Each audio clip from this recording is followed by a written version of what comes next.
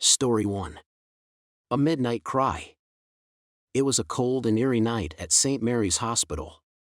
The dimly lit corridors were silent, except for the distant hum of medical equipment. In room 204, a young girl named Sarah lay in her hospital bed, unable to sleep due to a severe fever. As the clock struck midnight, a faint sound broke the silence, the haunting cry of a child. Confused, Sarah got out of her bed, ignoring her weakened state, and followed the sound through the winding hallways. The cries grew louder, echoing through the deserted hospital. Her heart pounded in her chest as she turned corner after corner, searching for the source of the distressing wails. But there was no child to be found. Feeling both frightened and curious, Sarah continued her quest, following the cries to the hospital's abandoned wing.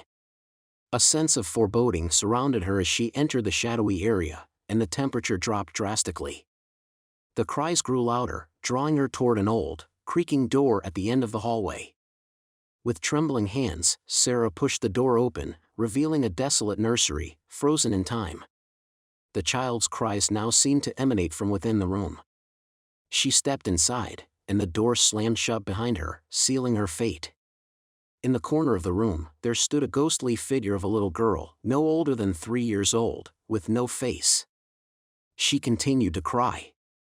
Fear gripped Sarah's heart, and she tried to scream, but no sound escaped her lips. Suddenly, the ghostly child ceased her cries, and the room fell into an eerie silence once more. Sarah's eyes were locked with the ghastly entity. The child beckoned her closer, and against her will, Sarah took hesitant steps forward. Through the ghostly apparition, fragmented images flashed before Sarah's eyes: a hospital room, a frantic doctor, and a grieving mother. The tragic story unfolded in her mind.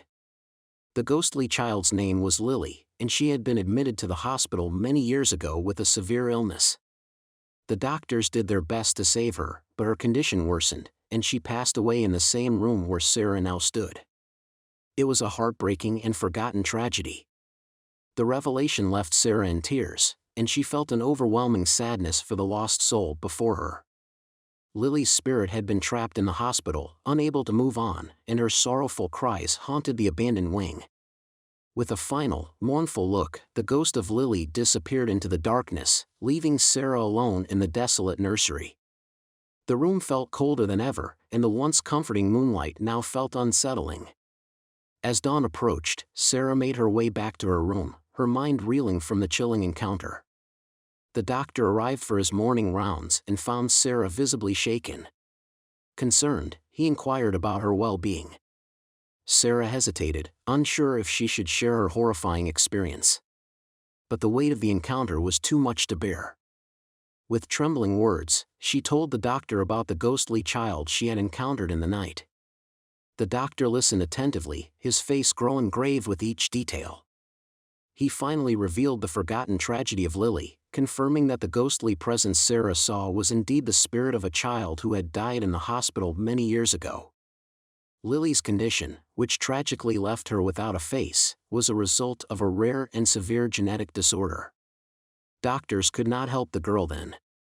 From that day forward, the legend of the ghostly girl without a face spread throughout St. Mary's Hospital.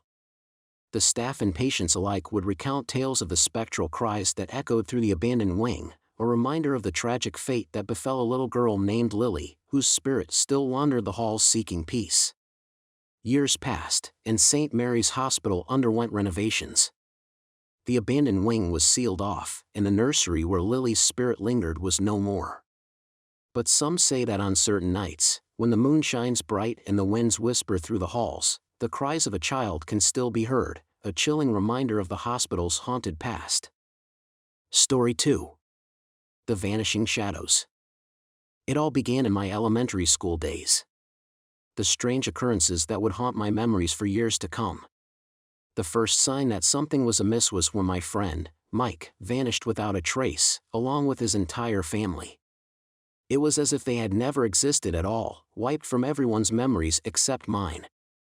I tried to ask my classmates about Mike, but each time, they looked at me with blank expressions, claiming they had no idea who I was talking about.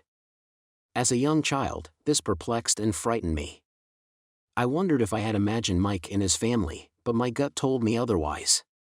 Years passed, and as I moved on to college, I thought I had left those strange disappearances behind. But the horrors returned when a student named Emma joined our study group. We became friends quickly, and she was a vibrant and memorable presence in our lives. However, fate had other plans. Half a year into our college journey, Emma vanished without a trace, much like Mike had. Stricken with worry and fear, I asked my fellow group members about her, but to my dismay, they claimed no knowledge of Emma's existence. They could not remember her or any moments we had shared. Emma disappeared even from our common photos. The enigma deepened when I checked college records and found no trace of Emma's enrollment or participation in any classes. It was as if she had never attended the college at all. Panicked and desperate for answers, I approached the dean, but even official documents seemed to have no mention of her. My heart pounded in my chest as I tried to comprehend the surreal and chilling truth. There was something sinister happening, something beyond human understanding. It was as if a dark force was erasing the very presence of people from existence, leaving no memory, no records, nothing but a void.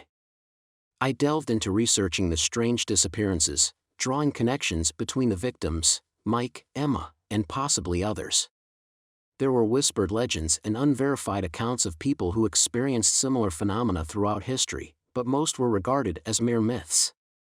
Through late-night forums and obscure websites, I connected with others who claimed to have encountered this eerie phenomenon. They called it the vanishing shadows, an ominous name that sent shivers down my spine. These stories were hidden in the depths of the internet, buried by those who didn't want to be labeled insane or believed to be telling tall tales. As I dug deeper, I realized that the vanishing shadows had no boundaries. People from different backgrounds, age groups, and locations had disappeared, leaving no traces behind. The victims had no common link or pattern that could help explain the cause of their vanishing. The more I uncovered, the more dangerous it became. My friends were concerned for my well-being, but I couldn't let go of this obsession to understand the mystery. My determination to reveal the truth led me down a dark path, one that would bring me closer to the horrifying reality behind the disappearances. One fateful night, as I delved further into the depths of this sinister phenomenon, I received an anonymous message, containing chilling images and encrypted files. The sender warned me to stop my investigation or face the same fate as the vanished victims. Fear enveloped me, but curiosity and the need for closure drove me forward. The encrypted files contained evidence of extraterrestrial encounters, UFO sightings, alien abduction stories, and alleged government cover-ups. The pieces began to fall into place. The truth was out there, hidden in plain sight, and it was more terrifying than anything I could have imagined. The aliens were abducting people, erasing their existence from the collective memory of humanity. Each abduction served a mysterious purpose that we could not comprehend. It was a diabolical plan, a horrifying experiment conducted right under our noses. With this newfound knowledge, I knew I was in grave danger. The anonymous sender must have been a fellow truth seeker, someone who had stumbled upon the secrets that I was now unearthing. The aliens didn't want their presence known or their experiments exposed. I had to make a choice, back away and forget everything or continue my investigation, risking my own existence in the process. But how could I turn a blind eye to the plight of those who had vanished, leaving no one to remember them? How could I let this malevolent force go unchallenged? The nights grew longer, and the darkness outside seemed to mirror the darkness within me. I couldn't trust anyone, paranoia gnawed at my mind. Every shadow became a potential threat, every stranger a possible agent of those who wished to silence me. If you are reading this, know that I am one of the few left who remember the vanished, who refuse to let their existence be erased. Be vigilant, be cautious, for the vanishing shadows may be closer than you think. Story 3. The Haunting of Ravenwood Construction Site. I need to get this off my chest and share a chilling experience that happened to my friend Jake and me at an abandoned construction site known as Ravenwood. We decided to explore the site one moonless night, drawn in by the haunting tales surrounding it. The place was said to be cursed, with the construction of a grand house halted due to the tragic deaths of 3 workers. Intrigued yet nervous, we ventured forth, unaware of the horror that awaited us. The skeletal structure of the unfinished house loomed ominously against the darkened sky as we pushed open the creaking gate. We made our way through the overgrown weeds, our footsteps echoing in the eerie silence. To our surprise, we stumbled upon a small playground adjacent to the construction site. Rusty swings swayed in the breeze, their chains groaning, and a dilapidated slide stood as a testament to forgotten memories. But the most unsettling sight was yet to come. As we hesitated, contemplating whether to proceed, we heard a soft giggle echoing through the night. Our hearts pounded in our chests as we exchanged terrified glances. Without warning, a translucent figure emerged from the shadows, the ghost of a little girl. She appeared innocent and frail, dressed in a tattered white dress, her eyes hollow and filled with sadness. Her spectral presence seemed to drain the warmth from the air, leaving behind an icy chill that gripped our very souls. The girl beckoned us forward with a bony finger, her voice barely a whisper. "Will you play with me?" she asked, her tone both plaintive and unsettling. Her request was both inviting and ominous, and we couldn't resist the pull of the unknown. Summoning our courage, we nodded hesitantly, and the little girl's face lit up with a ghostly smile. She led us deeper into the construction site, her gossamer-like figure floating above the ground. We followed, our hearts pounding louder with every step. We arrived at a room within the skeletal structure, filled with forgotten toys and covered in layers of dust. The girl pointed to a tea set arranged on a small table, and we reluctantly joined her for a macabre tea party. The cups and saucers were cold to the touch, and the tea within seemed to be an inky black substance, swirling like a stormy night sky. As we played, the girl's demeanor shifted from playful to somber. Her voice trembled, whispering words that sent shivers down our spines. "I'm trapped here, forever," she murmured. "They took my life, and now I can't leave." Guilt washed over us, as if we were complicit in her suffering. We asked her how we could help, desperate to offer some solace to this tormented spirit. But her response chilled us to the bone. "You must break the curse that binds me," she whispered, her voice a mere breath in the darkness. "The house, the construction, it's all cursed. Find the cursed object and destroy it, only then can I find peace." With those haunting words, the room plunged into darkness. Fear clutched at our hearts as the girl's figure began to fade. Before she vanished entirely, she uttered a warning.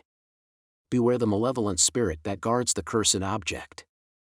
We awoke the next morning with the weight of the night's events still lingering in our minds. Determined to help the little girl find peace, we researched the history of Ravenwood construction site and discovered an old newspaper article. According to the article, the construction site had indeed been cursed, and the deaths of the workers were attributed to an accident caused by a malevolent entity. The cursed object was rumored to be a weathered, ornate music box that had been buried within the house's foundation. With a mixture of trepidation and determination, we returned to Ravenwood at dusk, armed with the knowledge and a plan to break the curse. The place seemed even more foreboding as the sun set, casting long shadows over the site. As we entered the construction site, a bone-chilling wind swept through the air. The atmosphere felt charged with an otherworldly presence. We found the room where we had encountered the little girl and began searching for the cursed music box. In the dim light, we stumbled upon a hidden compartment beneath the dusty floorboards. Inside, we found the music box, an intricate, aged artifact covered in ancient engravings. As we hesitated, the ghostly laughter of a malevolent spirit echoed through the room. Terrified but resolute, we snatched the music box and fled the construction site.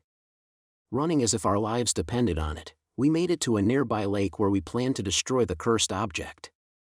We gathered our courage and threw the music box into the dark waters, watching as it sank beneath the surface. In that moment, a thunderous roar erupted from the lake, and we saw a terrifying apparition rise from the depths, a grotesque, ethereal figure with glowing eyes. The malevolent spirit, enraged by the destruction of the cursed object, lunged at us with an otherworldly fury. We barely managed to escape its grasp, feeling its icy fingers brush against our skin. As we fled from the lake, we knew that we had broken the curse, but we also knew that the malevolent spirit was now unleashed upon the world. The haunting of Ravenwood construction site was far from over, and we couldn't help but wonder what other horrors awaited those who dared to venture there. So, heed our warning, some places are better left undisturbed, and the dark secrets they hold should remain buried in the past. Story 4. Shadows in the Night. I had always been excited about starting a new chapter in my life when I moved to a new apartment. The place seemed cozy, and I thought I'd feel right at home. The first few nights were uneventful, but soon, I began hearing strange sounds during the dark hours. I tried to brush them off as typical noises of an old building, but there was something unsettling about them. One fateful night, I was lying in bed, trying to sleep when I felt a gentle touch on my hair. I turned around, expecting to see nothing but shadows. However, my eyes met the gaze of a young girl with pale skin, long black hair, and empty, soulless eyes. Her sinister smile sent shivers down my spine.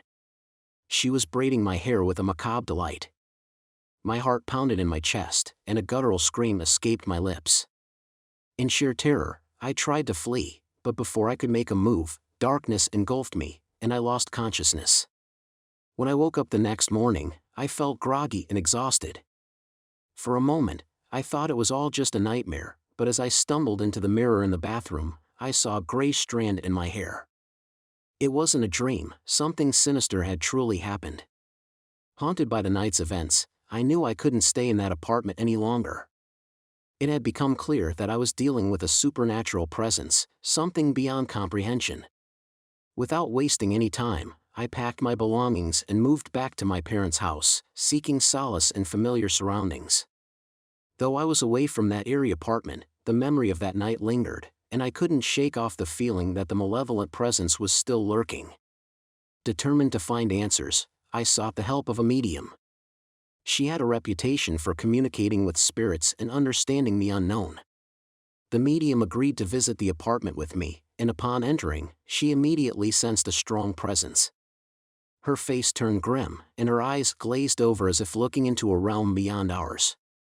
She spoke in a trembling voice, revealing the tale of a troubled spirit that had once inhabited that place.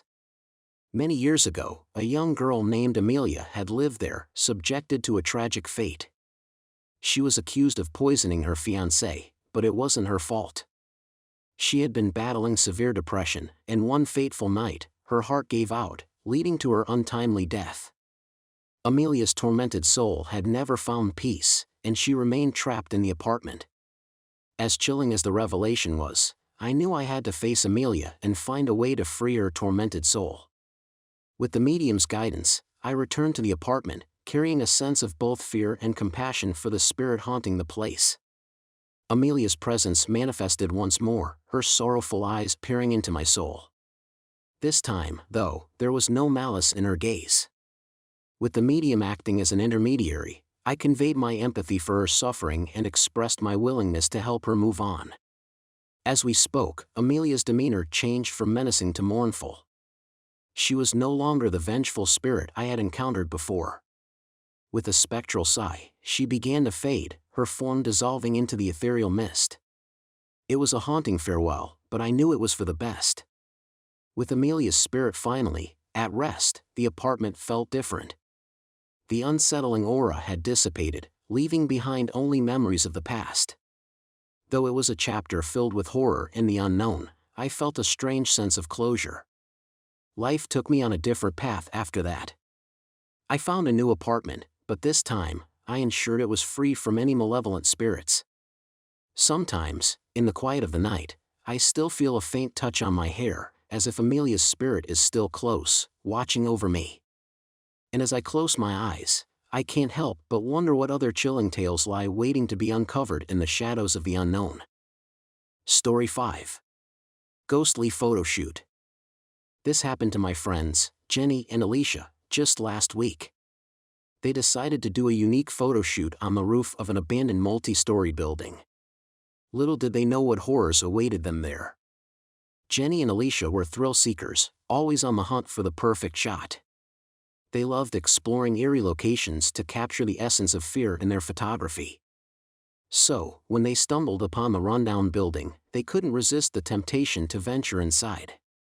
As they climbed the decaying staircase, they heard unsettling sounds, creaks echoing through the dark corridors and eerie whispers that sent shivers down their spines. But they pressed on, fueled by adrenaline and the promise of exceptional photographs.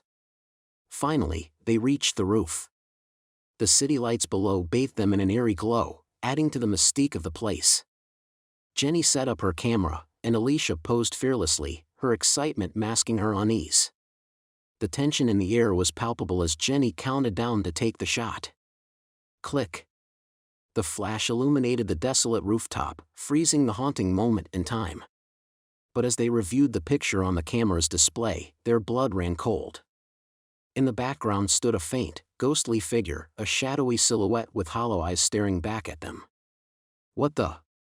Alicia gasped, her heart pounding in her chest. Jenny tried to rationalize it. "It's probably just a trick of the light or some camera glitch. Let's take another one." They took several more shots, hoping the ghostly figure would disappear, but it remained in every frame, each time seemingly more distinct and ominous. Unease turned to terror, and they decided it was time to leave. As they hurried down the stairs, the whispers grew louder, and unseen hands seemed to reach out for them, chilling their skin. They made it outside, breathing heavily, and the feeling of dread started to lift. But when they finally looked at the photos on their computers, the true horror revealed itself. The ghostly figure had grown more defined, a sinister grin etched on its face, as if it were taunting them from the other side. Panicked, they deleted the photos, hoping to erase the chilling presence from their lives. But the ghostly figure seemed to linger, haunting their memories even when the pictures were gone. Over the next few days, Jenny and Alicia's lives descended into chaos. They heard inexplicable noises in their homes, objects moved on their own, and unsettling dreams plagued their nights. The ghostly figure seemed to have latched onto them, feeding off their fear. Desperate for a solution, they sought the help of a seasoned paranormal investigator. The investigator, intrigued by their story, agreed to visit the abandoned building with them. Armed with advanced equipment, they entered the sinister place once more. As they explored, they felt the malevolent presence grow stronger. The investigator set up cameras and recording devices, and for a while, nothing seemed out of the ordinary. But when they played back the recordings, they were met with bone-chilling screams and sinister laughter that sent chills down their spines. The investigator's face turned pale. "This place is haunted, no doubt about it." With a shaky hand, he handed Jenny and Alicia a talisman, telling them it might offer some protection. The investigator performed a cleansing ritual, trying to free the building from the malevolent entity's grip. But as they left, the ghostly figure manifested before them, its ghastly form blocking their path. The talisman glowed faintly, but the malevolence was too strong to be dispelled so easily. In sheer desperation, Jenny took out her camera one last time and snapped a picture of the sinister apparition. The flash temporarily blinded them, and when they regained their sight, the ghostly figure was gone. Jenny and Alicia couldn't believe it, but when they reviewed the photo, the ghostly figure was no longer there. The ritual had seemingly banished the entity from the building, setting it free. Yet, as they left the abandoned building behind, they couldn't shake the feeling that the malevolent presence had attached itself to them, a silent reminder that some horrors refuse to be left behind in the dark corners of forgotten places. And so, dear friends, be wary of the photographs you take, for they may capture more than just memories, they might immortalize the chilling presence of the unknown. Story 6. Becoming the Monster: A Terrifying Descent into Darkness. I need your help. Something really weird is happening to me, and I can't explain it. Lately, I've been feeling different, like I'm changing into something monstrous. I don't know if it's a mental thing or if there's something sinister going on, but I can't shake this feeling of dread. It all started a few weeks ago. I noticed I was getting angrier than usual, and my temper was becoming uncontrollable. Little things that used to barely bother me now set me off into a rage. I thought it was just stress at first, but it's gotten worse. 3 days ago I woke up with scratches all over my arms this morning. Deep, painful ones. And I know I didn't do this to myself. I live alone, so there's no one else here who could have done it. I'm genuinely freaking out now. What's happening to me? I'm really scared. Last night, I blacked out and woke up in the woods covered in mud and blood. I can't remember anything that happened. My mind feels foggy, like there are chunks of time missing. I'm scared I might be hurting people without even knowing it. I tried seeing a therapist, hoping they could help me make sense of this madness. But every time I tried explaining what's going on, they looked at me like I was some kind of lunatic. They insisted it was just stress, but it's more than that, I know it. I've been documenting everything, trying to find a pattern, some clue to what's happening. My journal is filled with dark ramblings, drawings of grotesque creatures, and strange symbols I don't even recognize. It's like someone else is writing and drawing in my journal, not me. The nightmares are relentless. I dream of being chased by shadowy figures, faceless monsters that haunt me even when I'm awake. I can't sleep anymore, the fear is paralyzing. I'm so tired, but every time I close my eyes, I'm back in that nightmare, running for my life. I don't know how much longer I can keep this up. The hunger inside me grows stronger with each passing day. I find myself eyeing people on the street, wondering what it would be like to sink my teeth into their flesh. What's happening to me? This isn't who I am. I tried locking myself away, thinking that if I isolated myself, I'd be safe from hurting others. But it's no use, I can't fight this monster inside me. It's getting harder to resist the urges, to suppress the darkness that threatens to consume me. I've made a decision. I can't put anyone else in danger. Tonight, I'm going to the police and turning myself in. Maybe they can figure out what's wrong with me, and if not, at least I'll be behind bars, away from innocent people. Update. I'm writing this from a dark, cold cell. They don't believe my story, and I can't blame them. They think I'm some kind of deranged killer, and maybe they're right. I can feel the monster inside me clawing at the surface, begging to be unleashed. I don't know if I'll make it out of here alive, but I had to share my story with you. If anyone else is going through something similar, please, seek help before it's too late. Don't let the darkness take over. Remember me, and maybe, just maybe, you'll find a way to stop it. Story 7. The Malevolent Marionette, A Tale of Terrors. You know those creepy dolls that we all have nightmares about? Well, brace yourselves, because this story isn't just some childhood fright. It's my personal account of a horrifying encounter with a doll that came to life. It all began innocently enough when I inherited an old, antique marionette from my deceased grandmother's estate. The doll had a twisted, sinister look, with beady, lifeless eyes and a devilish grin. But I thought nothing of it and decided to keep it as a memento. Little did I know that my decision would turn my life into a living nightmare. It all started with strange noises in the middle of the night. Creaking floorboards, faint whispers, and the eerie sound of puppet strings being pulled. I brushed it off at first, blaming it on the old house settling or my imagination running wild. One night, as I was tossing and turning in bed, I heard a soft voice calling my name. Sarah. Sarah. It whispered, sending shivers down my spine. My heart raced as I sat up, scanning the room in the dim moonlight. That's when I noticed it, the marionette was standing on my nightstand, staring directly at me. I tried to rationalize it, thinking I must have left the doll in that position earlier, but the feeling of unease lingered. I hesitantly reached out and placed the doll on a shelf across the room, hoping that would be the end of it. But it was far from over. Every night, the same pattern repeated itself. I would wake up to the sound of my name being called, and each time, the malevolent marionette would be closer to my bed. Its sinister grin seemed to grow wider with each passing night, filling me with dread.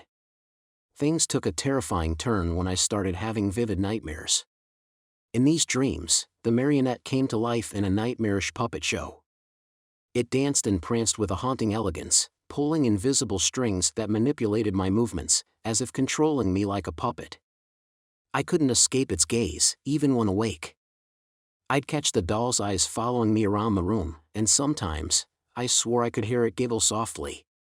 My sanity was unraveling, and I couldn't comprehend how this lifeless doll could have so much power over me. One night, as I lay paralyzed with fear, the marionette crept closer to my bed than ever before. It stood on the edge of the mattress, hovering over me, its strings seemingly suspended in midair. It whispered dark secrets and sinister threats, and in that moment, I knew it wanted more than just to terrify me. With trembling fingers and a racing heart, I snatched the malevolent marionette and carried it down to the basement. My hands were clammy with dread, but I knew what had to be done. I gathered some old newspapers, doused the doll in gasoline, and set it ablaze. As the flames consumed the sinister puppet, I felt a strange mix of relief and fear. The doll's painted grin twisted grotesquely as it melted, and a pungent odor filled the air. It was as if the malevolence within the doll was fighting to survive, to find another vessel to latch onto. But I stood firm, watching the doll burn until nothing but ashes remained. As the fire died down, I felt a weight lift off my shoulders, as if a dark cloud had finally dissipated. That night, for the first time in what felt like an eternity, I slept soundly. There were no whispers, no nightmares, and no eerie presence lurking in the shadows. It was as if the malevolent marionette had been banished from my life once and for all. However, I couldn't shake the feeling that the nightmare wasn't truly over. I couldn't forget the way the doll had moved, the haunting voice it spoke with, and the malevolence that radiated from its lifeless eyes. I knew I had to be cautious and stay vigilant, just in case the evil spirit found a way to return. In the following days, I researched the doll's origins, trying to understand how it became infused with such darkness. My investigations led me to a chilling discovery: the marionette had a long history of tragedy and death associated with it. Legend had it that it was crafted by a vengeful puppeteer who used it for revenge on his offenders. I couldn't help but wonder if the malevolence had been trapped within the doll all along, waiting for an unsuspecting victim to cross its path. Now, with the doll reduced to ashes, I share this update as a warning to all who might stumble upon cursed objects in their own lives. Don't underestimate the power of evil entities lurking in the shadows. And if you ever find yourself face to face with malevolence, take action before it's too late. But despite the doll's destruction, there's a lingering fear in the back of my mind. What if the malevolent spirit found another way to haunt me? What if it's not truly gone? I can't shake the feeling that my encounter with the marionette has left an indelible mark on my life. Story 8. Nightmare Mansion's Terrifying Truth. In the small town of Silent Shade, nestled deep within a dense forest, there was a legend that spoke of a cursed mansion.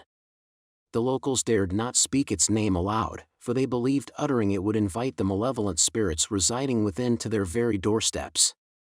Among the children of Silent Shade, the tale of the haunted mansion was their favorite scary story, told under hushed whispers during moonlit nights. One night, a boy named Kevin, with curiosity burning in his heart, decided to explore the dilapidated mansion despite the warnings of the townsfolk. He was drawn to the mystery that surrounded it and convinced himself that it was all a superstitious fable meant to scare the naive. As Kevin approached the mansion, the moon disappeared behind thick clouds, plunging him into darkness. He hesitated for a moment, but his adventurous spirit propelled him forward. Creaking floorboards echoed through the halls, and shadows seemed to dance with malevolence. The place oozed a sinister aura that sent shivers down Kevin's spine. In one of the rooms, Kevin stumbled upon a peculiar mirror that seemed to have an eerie presence of its own. It was intricately carved with grotesque faces and twisted vines, its surface appearing to ripple like black water. Hypnotized by the mirror, Kevin couldn't pull his gaze away. As the night wore on, the wind howled outside, matching the rising terror within Kevin's heart. In his dreamlike trance, he saw a horrifying scene unfold in the mirror, a nightmarish figure with hollow eyes and elongated limbs reaching out for him. The figure's sinister grin sent a chilling wave of fear through Kevin's soul. With a jolt, Kevin woke up in his own bed, relieved that it was just a nightmare. He tried to forget the haunting image from his dream, convincing himself it was nothing more than his imagination running wild. However, as the day progressed, strange occurrences began to unfold. As the sun dipped below the horizon, the shadows in the town seemed to grow longer and twisted. Familiar faces appeared distorted and faint echoes of eerie laughter filled the air. Kevin's heart pounded in his chest as he remembered the nightmare and the mirror. Attempting to shake off the unease, he decided to play in the park with his friends. Yet, the swing set began to sway on its own, and the merry-go-round spun without any children pushing it. Kevin's friends looked at him with terror-filled eyes, suspecting that something was terribly wrong. Night descended once more, and with it came suffocating darkness that engulfed Silent Shade. Kevin knew he had to confront the cursed mansion to put an end to this waking nightmare. Armed with nothing but his trembling courage, he marched towards the haunted mansion. As Kevin reached the mirror, he felt an invisible force pulling him closer. Reluctantly, he looked into its murky depths, and there it was, the same nightmarish figure from his dream. The creature reached out with its elongated arms, threatening to escape the confines of the mirror.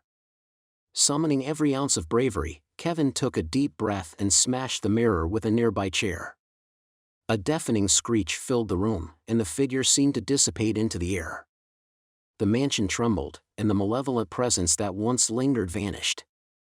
As the mirror shattered, so did the twisted reality that had plagued Silent Shade. The next day, the town woke to find everything had returned to normal. The cursed mansion, now merely a decrepit ruin, no longer held any power over the town's fate. But deep down, Kevin knew that the memory of that terrifying nightmare would forever haunt his dreams. He had learned the hard way that some tales were better left untold, and the horrors that lurked in the darkness should never be awakened. And so, Silent Shade continued to thrive, but its children never spoke of the nightmare that had come true, praying that it would never revisit their peaceful town again. Story 9. Nightmare Curse Unleashed. In the small, quiet town of Willowbrook, a chilling nightmare began to unfold. It all started with a boy named Tommy, who had been suffering from recurrent nightmares for weeks. Each night, he would wake up in a cold sweat, gasping for breath, and unable to shake off the haunting images that played in his mind. One particular night, Tommy's nightmare took a more sinister turn. In his dream, he found himself wandering through a desolate forest, where the moon's pale light barely penetrated the thick canopy of twisted trees. As he walked, the ground beneath him felt soft and squishy, as if it were made of rotting flesh. The silence was oppressive, broken only by eerie whispers that seemed to come from all directions. In his nightmare, Tommy suddenly stumbled upon a ghastly scene. He saw his own lifeless body lying on the forest floor, surrounded by shadowy figures that looked like specters from another world.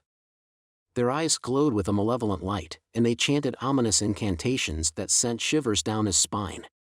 The nightmare was so vivid and unsettling that when Tommy woke up the next morning, he couldn't shake off the feeling of dread that clung to him like a dark cloud.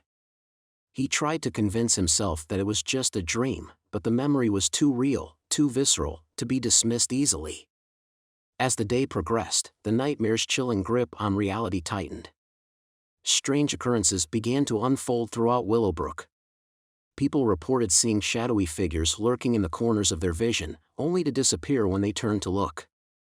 Unexplained whispers echoed in empty rooms, and the temperature seemed to drop significantly in certain areas of the town.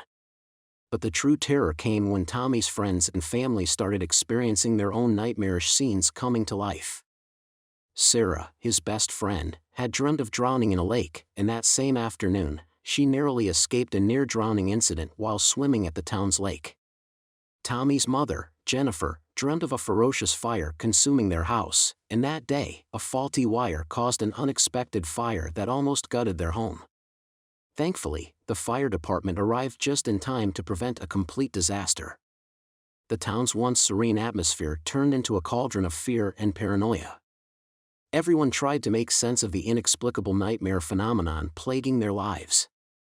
People barricaded their homes, afraid that the next night would bring them face to face with their darkest fears. Tommy, burdened with guilt and despair, felt responsible for the escalating horrors. He knew deep down that his nightmares were causing these nightmares to manifest in reality. With each passing day, the line between dream and reality blurred, and the town's descent into darkness seemed unstoppable. Desperate to end the nightmare's cycle, Tommy sought the help of an elderly woman rumored to be a wise sage and a powerful healer. The woman, known as Madame Alara, lived at the outskirts of the town in a secluded cottage. When Tommy arrived at her home, he found her sitting by a flickering candle, her piercing eyes fixed on him. He poured out his story, recounting his nightmares and the dreadful events that followed. Madame Alara listened intently, nodding slowly. "You are not the cause, young one," she said with a calm voice. "The nightmares are but a symptom of something much darker at play." She explained that an ancient malevolent force had taken root in the town long before Tommy's nightmares began. The nightmare realm was bleeding into reality, feeding on the town's collective fears and manifesting their darkest dreams. Tommy's nightmares were merely a conduit, not the origin of the malevolence. Determined to put an end to the nightmare's grip, Madame Alara and Tommy performed a ritual at the heart of the forest where the shadows first consumed his dreams. The ritual was arduous, but with each incantation, the forest seemed to grow lighter, and the malevolent presence weakened. The next morning, the sun rose over a town no longer tormented by its nightmares. The oppressive atmosphere lifted, and people began to feel hope again. The nightmares that had come to life ceased to haunt them, and life slowly returned to a semblance of normalcy. Tommy's nightmares eventually subsided, and he learned to confront his fears head-on.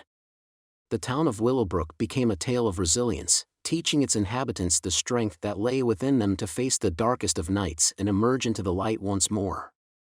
But the memory of those harrowing days remained etched in their hearts, a constant reminder of the fragility of dreams and the power of the subconscious to shape reality in the most terrifying ways. Story 10. The Diary of Shadows. It was a dreary autumn afternoon when Emma stumbled upon an old, decrepit mansion while exploring the outskirts of town. Drawn to its eerie allure, she cautiously entered the abandoned building, her curiosity getting the best of her. Dusty cobwebs adorned the corners, and the scent of decay filled the air. Emma's heart raced with a mix of excitement and fear as she explored the dimly lit rooms. In one of the rooms, hidden beneath a pile of tattered books, she discovered a leather-bound diary with the words "Diary of Shadows" etched on its cover. Intrigued, she began to read. The diary belonged to a woman named Lydia, who lived in the mansion decades ago. Emma was captivated by Lydia's hauntingly beautiful handwriting, but it was the chilling content that left her trembling. Lydia's entries foretold the future with uncanny accuracy.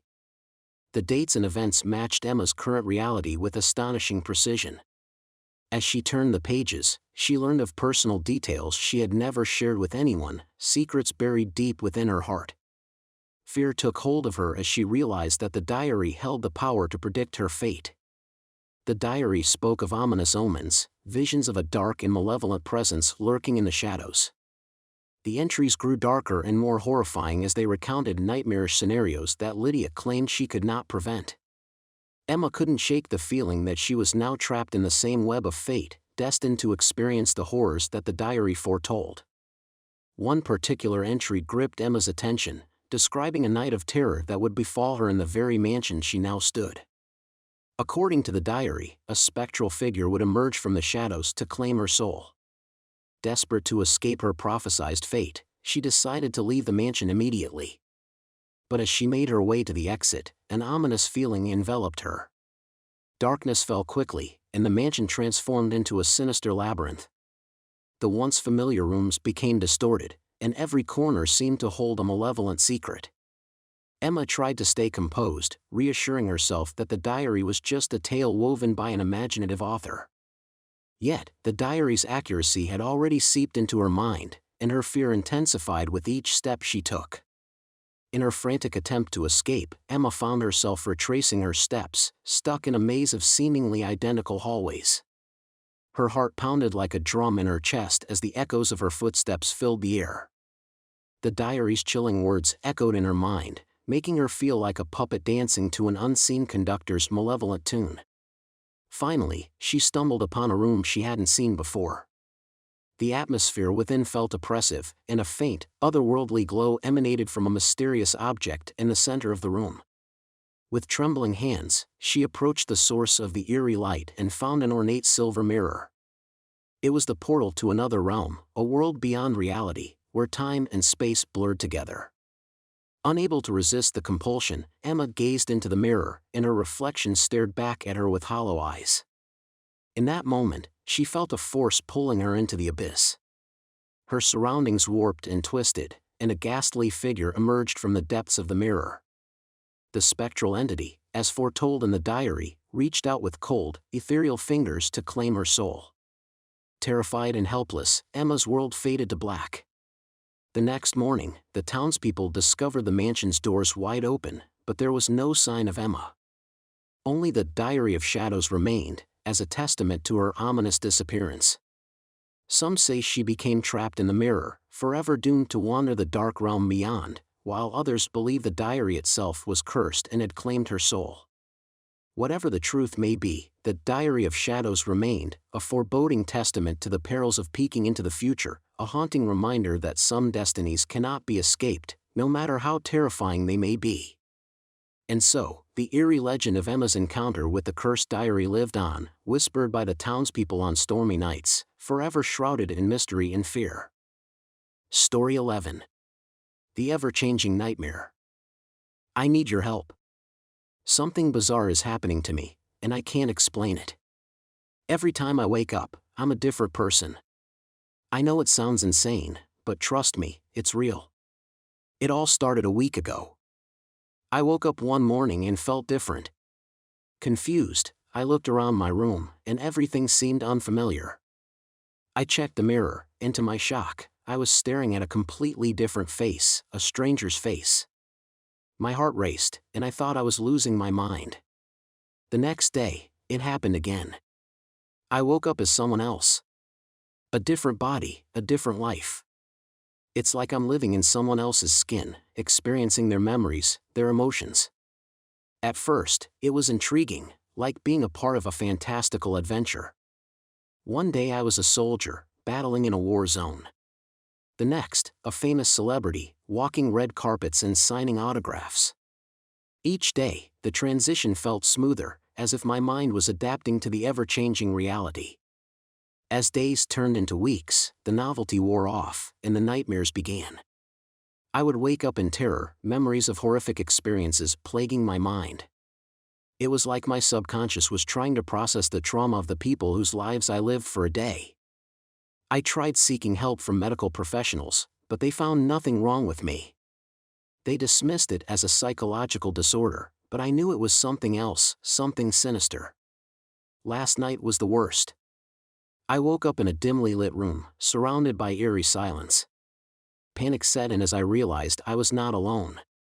Shadows danced on the walls, whispering unintelligible words. I couldn't control my body as it moved towards a chilling altar. Before I knew it, my hands were covered in blood, a knife resting in my grip.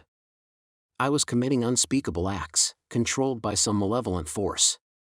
The screams echoed in my head as I tried to resist, but it was futile.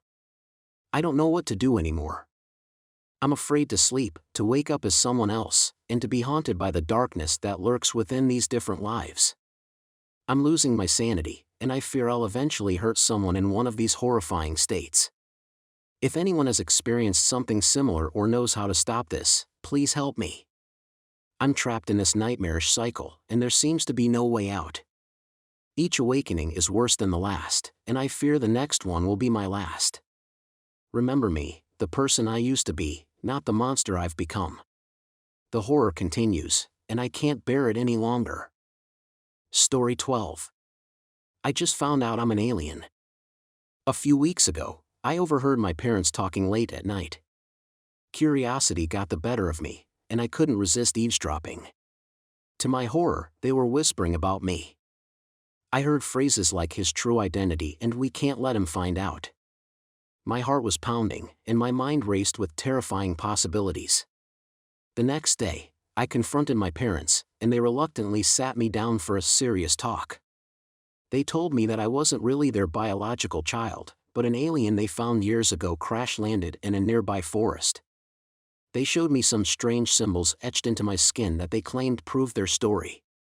I couldn't believe what I was hearing, but the symbols on my body were undeniable evidence. They seemed genuinely scared, like they were hiding a dark secret. I couldn't shake the feeling that my whole life had been a lie. As days went by, I couldn't shake the sense of being watched. My parents acted increasingly paranoid, constantly peeking through the curtains and urging me not to go outside. They even disconnected the internet, saying that it was for our protection. The isolation was starting to drive me insane, and I needed answers. My best friend, Mike, had always been my confidant. Despite everything, I decided to trust him with the truth. I expected him to laugh it off, but instead, his face turned pale. He told me he had noticed something strange about me too, like how I always seemed to know what people were about to say or do. It was as if I could read their minds. I can't even begin to describe how terrifying that revelation was. To think that I might not even be human, that I was some sort of mind-reading alien freak, filled me with dread. But the nightmare didn't end there. One night, I woke up to strange noises outside my window. I tiptoed over, my heart pounding in my chest, and peeked through the blinds. There, bathed in the eerie moonlight, were shadowy figures wearing dark suits, lurking around my backyard. They seemed to be scanning the area with strange devices, and I couldn't shake the feeling that they were searching for me. I wanted to call the police, but I knew they wouldn't believe me. Hell, I barely believed it myself. I felt so lost, so trapped in a world that wasn't my own. The next day, I confronted my parents again, demanding answers. They reluctantly admitted that there were others like me, aliens hidden among humans, and these figures were part of some secret organization tasked with finding us. Fear consumed me as I realized that my existence was a ticking time bomb. If these people found me, who knew what they would do? I couldn't trust anyone, not even my own parents. Now, I'm on the run, hiding in motels and abandoned buildings, trying to stay one step ahead of those who seek to capture me. Every time I close my eyes, I see those dark-suited figures lurking in the shadows. Story 13. The Sleepover with Vampires. It was a dark and stormy night in the quiet suburban neighborhood of Rosewood Hills. Everyone knew the gossip that had been circulating. The new neighbors that moved in were said to be vampires. Their mysterious arrival, pale skin, and odd nocturnal habits fueled the chilling rumors. But no one dared to confront them, for fear of the unknown. One day, a group of adventurous kids named Max, Sarah, and Alex, who were fascinated by spooky tales, decided to put their courage to the test. They hatched a plan to ask for the invitation of their classmate, Chris, who lived right next to the rumored vampires, for a sleepover. Chris had always been skeptical of such stories, so the idea excited him more than it scared him. The kids gathered in Max's room, their faces glowing with excitement. "Guys, I have an idea," Max said, leaning in close. "Let's ask Chris to invite us for a sleepover tomorrow night. It'll be the perfect opportunity to prove that the neighbors aren't vampires." Sarah smirked. "Oh, I like where this is going. We'll stay up all night, keep an eye on the new neighbors." Alex chimed in, "But what if they really are vampires? We should be careful, you know?" Max dismissed the concern with a wave of his hand. "Nah, that's just an old tale. They're probably just regular people. It's time to debunk the myth." The following evening the four friends huddled together, exchanging whispers and making plans for their stakeout. As darkness fell upon Rosewood Hills, they peeked out of window, watching the new neighbor's house. Oddly enough, they hadn't seen the mysterious family all day. But soon, dim lights flickered to life in the house, casting eerie shadows on the walls. "Dude, they're awake!" Chris exclaimed, half frightened and half excited. Max grinned confidently. "Let's go outside and check it out." With adrenaline pumping through their veins, the kids sneaked out of the house, guided only by the moonlight. They crept closer to the vampire neighbor's residence, their hearts pounding in their chests. Suddenly, a chilling breeze swept through the air, sending shivers down their spines. An eerie silence fell over the neighborhood, and the distant sound of wolves howling only added to the suspense. As they approached the house, they noticed an open window on the ground floor. Max, being the bravest of the bunch, decided to take a peek inside. What he saw sent a cold chill down his spine. The room was adorned with ancient-looking furniture and decorations that hinted at a time long past. In the center of the room stood a large wooden coffin, its lid slightly ajar. But what horrified Max the most were the dark, blood-red stains on the floor. "Guys, I think we should go back," Alex stuttered, his voice quivering with fear. "No way! We came this far." "Let's find out the truth," Max insisted. Just then, a door creaked open, and the kids froze in terror. A tall, pale figure emerged from the shadows. It was Mr. Vladislaus, the patriarch of the rumored vampire family. "You children shouldn't be here," he said in a low, chilling voice. "This is not a place for the living." Chris, feeling a mix of fear and curiosity, mustered the courage to ask, Are you really vampires?" Mr. Vladislaus let out a deep, haunting laugh. "Vampires? Oh, my dear children, those are just tales. We are something far more sinister. But fear not, we do not harm the innocent." As Mr. Vladislaus spoke, the kids noticed his eyes glinting with an otherworldly glow.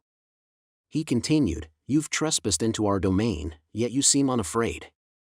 I sense potential in you all. Would you like to learn the secrets of the night?" Mr. Vladislaus told the kids a story about his family. They had moved to Rosewood Hills seeking refuge from a world that couldn't understand or accept their unique gifts. They were not vampires as the townspeople believed, but rather an ancient lineage of sorcerers with a connection to the realm of shadows. Mr. Vladislaus, the current patriarch, was a powerful sorcerer who had lived for centuries, thanks to a secret elixir that granted him prolonged life. Over time, he had mastered the art of concealing his powers and living among regular humans, which only fueled the legends surrounding his family.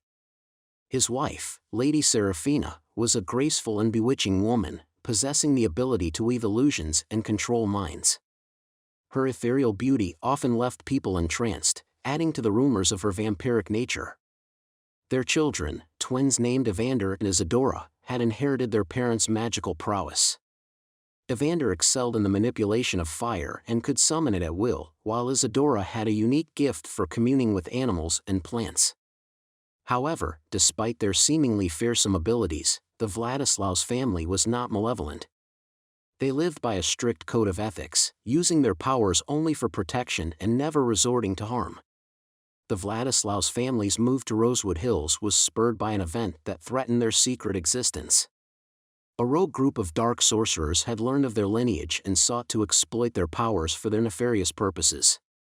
Fearing for their safety, the family decided to relocate to a quiet, unsuspecting town. They chose Rosewood Hills, with its idyllic charm and unassuming nature, as their new home. Here, they hoped to live in peace, blending in with the ordinary residents and avoiding unnecessary attention. Rather than punishing the children for intruding, Mr. Vladislaus saw an opportunity to enlighten them about the reality of their world. He explained that they were not vampires but sorcerers with a deep connection to the shadows and the forces of nature. The kids listened in awe as Mr. Vladislaus shared stories of his family's past, their struggles, and the responsibility they bore to protect the balance between light and darkness. He also warned them about the dangers of meddling with dark magic and the artifact they had found, urging them to return it and forget what they had seen. As dawn approached, the kids bid farewell to the Vladislaus family, their minds filled with newfound knowledge and understanding.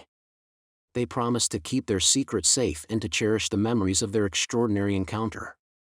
In the weeks that followed, the kids refrained from spreading rumors about the Vladislaus family, instead keeping the truth to themselves. And so, the Vladislaus family continued to live in Rosewood Hills, their legacy intertwined with the town's history. The legends of vampires eventually faded away, replaced by stories of a reclusive yet enigmatic family who watched over the town from the shadows, silently protecting it from the forces of darkness. But the memory of that extraordinary night stayed with Max, Sarah, Alex, and Chris, reminding them that sometimes the most fantastical tales held a glimmer of truth, hidden within the veils of mystery. And Rosewood Hills remained a place where magic and reality blurred, guarded by the ancient sorcerers known as the Vladislaus family. Story 14. The Grandfather Clock's Sinister Whisper. It all began when my dear old uncle passed away. As the only living relative, I inherited his eerie mansion, a creaky old place with hidden passages and a rather intimidating atmosphere. Among the peculiar items inside the mansion was a large, ornate grandfather clock that had been in our family for generations. The mansion's creepy vibe seemed to revolve around that antique clock, which ticked and tocked with an unsettling rhythm. I would often hear strange noises at night, but I brushed it off as the typical noises old houses make. However, one gloomy evening, as I was passing by the clock, it happened. The ticking turned into a soft, eerie whisper as if someone was speaking in hushed tones. At first, I thought I was going mad, but the whisper persisted. As I listened closely, I could discern words, a voice from the beyond, urging me to do unspeakable things. It started with vague suggestions, then grew more sinister and disturbing. Each night, the clock's eerie whisperings became louder, more insistent. As the days went by, I became increasingly paranoid, fearing that someone, or something, was watching me. The clock's words echoed in my mind, and I couldn't escape its malevolent presence. The mansion's eerie aura intensified, and I felt like I was trapped in a nightmarish reality. Desperate for answers, I sought the help of a local historian who knew about the mansion's dark history. He explained that the clock had been connected to a cursed artifact, used in ancient rituals to communicate with spirits from the underworld. The artifact was meant to convey the wishes of a malevolent entity, and I had unwittingly become its receiver. My friends and I gathered around the malevolent timepiece, nerves on edge, knowing that this was a dangerous task. We took the clock outside. Armed with hammers and chisels, we struck at the ancient clock, hitting it with all our might. The clock seemed to resist as if fighting to maintain its grip on the supernatural realm it had tapped into. But we didn't relent, and with every strike, the whispers weakened. As we struck the final blows to the malevolent grandfather clock, a sense of triumph washed over us. The clock's sinister whispers faded into nothingness, and with every strike, the tension in the room dissipated. But as the clock's wooden frame splintered into pieces, a sudden shift in the atmosphere sent shivers down our spines. With an ominous rumble, the heavens seemed to respond to the destruction of the cursed artifact. Rain poured from the sky in torrents, accompanied by booming thunder and electrifying lightning. The storm outside mirrored the turmoil that had engulfed us inside the mansion. Fear gnawed at our hearts as we watched nature's fury unfold, wondering if the malevolent spirit was retaliating. We took shelter within the mansion, huddled together, hoping that the storm would pass quickly. When the rain finally ceased, we cautiously stepped outside, only to find an unsettling sight. The remnants of the destroyed clock had vanished, leaving no trace behind. It was as though the cursed artifact had dissolved into the very fabric of eternity. In the distance, we noticed a lone figure, a shadowy silhouette standing amidst the mist. Before we could approach, the figure vanished, leaving us with more questions than answers. Who or what had been observing us throughout this ordeal? We may never know. Story 15. My VR game is haunting me, trapped in a nightmarish reality. It all started a week ago when I purchased a highly anticipated VR game called Phantasmic Realms. The game boasted ultra-realistic graphics and claimed to push the boundaries of virtual reality. Little did I know that it would push the boundaries of my sanity too. At first, everything seemed fine. The game was stunning, and I immersed myself in its eerie world without any worries. However, as I progressed through the levels, things started to get weird. Subtle glitches here and there, unsettling whispers in the background, and disturbing visual distortions that felt more lifelike than they should have. I brushed it off as part of the game's design until one night when I took off my VR headset, and the creepy ambience seemed to linger in the room. It felt like a chilling presence, a lurking shadow in the corner of my vision. I shook it off as a consequence of extended VR use and went to bed, trying to forget the unease. But that night, the real horror began. As I closed my eyes, I found myself standing in the same virtual environment from the game, only it was no longer a game. The line between the virtual and reality had blurred entirely. I could feel the cold ground beneath my feet, smell the putrid air, and hear my own panicked breaths. I tried to remove the VR headset, but my hands wouldn't obey. It was like I was trapped in this nightmarish world with no escape. Panic overwhelmed me as I wandered through this twisted realm, trying to find a way out. The once beautiful landscapes of the game were now twisted, distorted versions of themselves, inhabited by grotesque creatures that seemed to feed off my fear. Days began to blend together as I struggled to survive in this alternate dimension. I encountered other players who had fallen victim to the same fate, their faces contorted with despair. We formed a small group, seeking any clues that might lead us back to the real world. But every attempt ended in failure, and the lurking presence grew stronger, feeding on our hope and sanity. During one particularly terrifying night, a haunting figure emerged from the darkness. Its eyes glowed with an otherworldly light, and its grotesque smile sent shivers down my spine. The entity seemed to control the nightmarish world, and it took pleasure in tormenting us. We could hear its malicious laughter echoing through the twisted landscapes. As time passed, the line between my true self and my in-game avatar began to blur. I couldn't remember my life outside of this nightmarish place, and my thoughts were becoming intertwined with the character I played in the game. It was as if my identity was being consumed by this malevolent virtual reality. Hope was dwindling, and I feared that I would be stuck in this hellish dimension forever. But one day, as I stood on the edge of despair, I found a hidden message in the game. It was a cryptic clue that hinted at a ritual that could break the curse and return us to the real world. With renewed determination, we gathered the necessary items and followed the instructions. The process was terrifying, and the lurking presence tried to stop us at every turn. But we pressed on, holding on to the faintest glimmer of hope. And then, as if by some miracle, the world around us began to crumble. The nightmarish landscapes twisted and distorted, the grotesque creatures faded away, and the entity's malicious laughter turned into agonizing screams. With one last surge of strength, we ripped off our VR headsets, and suddenly, we were back in our own bodies. We had made it out, but the experience left deep scars on our minds. I don't think any of us will ever forget the horrors we endured in that nightmarish alternate dimension.